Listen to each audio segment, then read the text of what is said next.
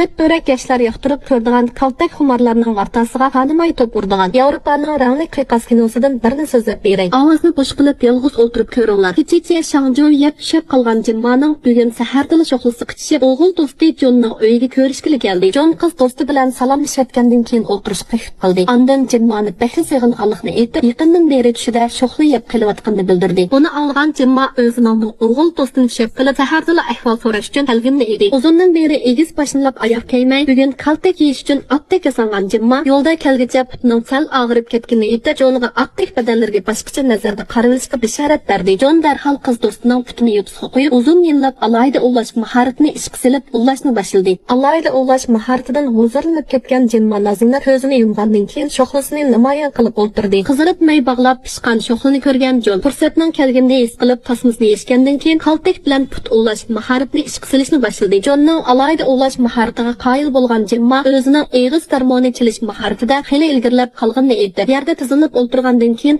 eg'iz garmoni chilishni boshladi. Kayfiyatning qizib yuqori paliga chiqqanini his qilgan Jon qiz do'stining qichishib qarang qolgan shoxlisini kaltak mahorati bilan oddiy bir taraf qilishni boshlab ketdi. Filmning rangli ko'rinishlari sal ko'p to'liq qismini undidarda ko'y deb izlab salonimizga kirib 65 raqamini yo'llab qog'ozni ko'proq tayyorlab olgandan keyin ovozni bo'sh qilib yolg'iz ko'ring. Salon nomi film ustiga yozilib ko'y degan shu.